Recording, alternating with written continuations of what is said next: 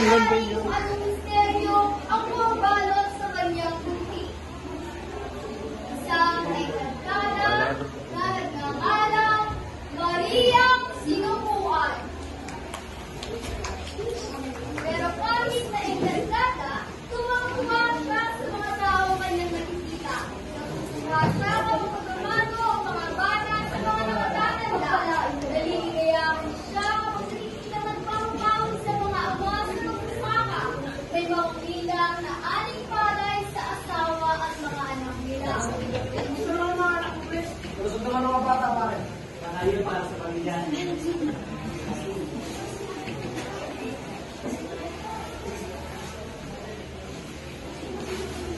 Ang encantada ay may angking kabaitan at lagi tumutulong si Maria sa mga tao at paligid ng kabundukan. Sa ng mata, sa ibang buong kahoy, maging mga butas at gulay ang nandun niya sa bawat pamilya. Ito ang nandun ng butas at gulay at maging mga rosa. Naku, ako po ay galak na papasalamat sa inyo. Maaaring po namin kung ano ang alam niyo. Ako, si Mariang Sinukuan. Sa bawat pamilya,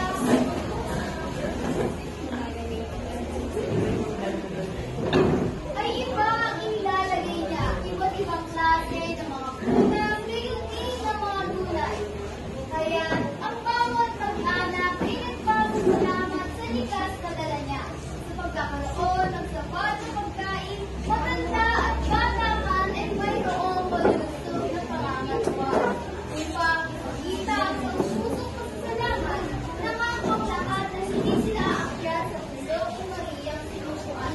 Pinangakong hindi huli ng anumang tayo, may titas ng anumang bulaklak o malulugid ng anumang buwang kahoy.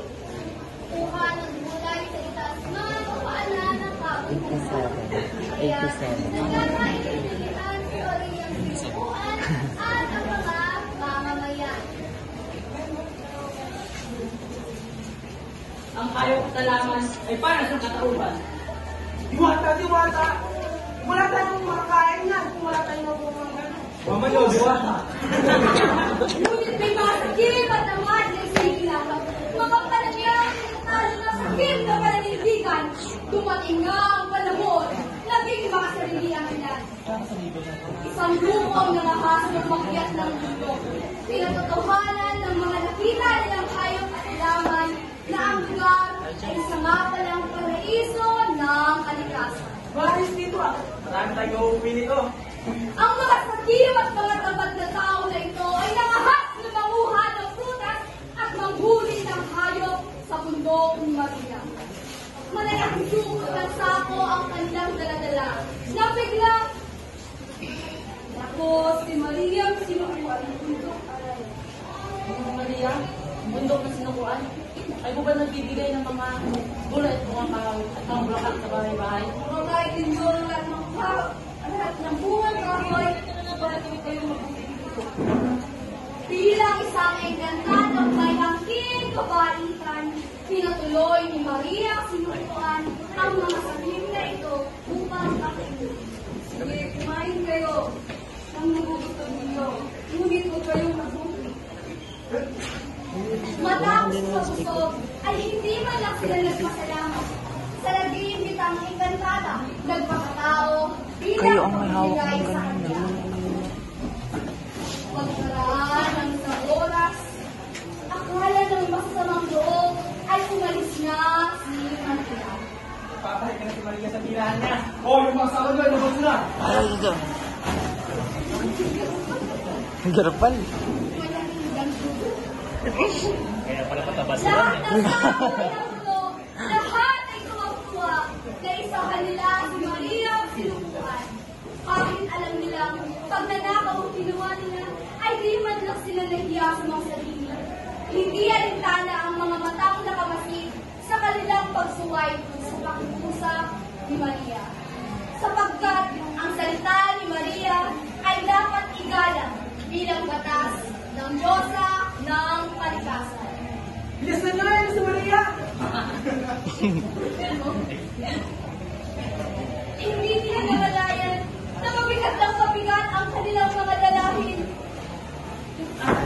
teka. Bakit tila bumili ka ng ating mga sako? At nang ito ay kanilang buksan, wala silang makita, kundi mga bato, mga pangahat! Pare! Pare! Pare!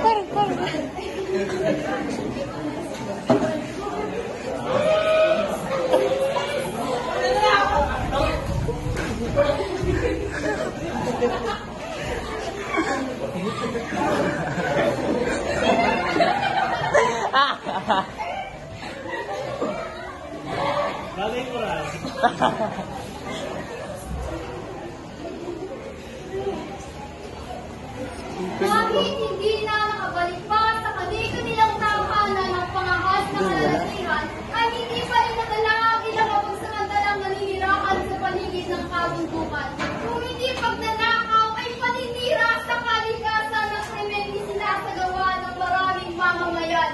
Dumating sa puntong nawala ang pagtitiwala ni Maria ang sinukuan. Hindi ako susuko sa kapangasan nila. Bilang parusa, itinigil na ni Maria ang bigay-pala niyang paghahandog araw-araw ng mga bungang kaso mula sa kabundukan.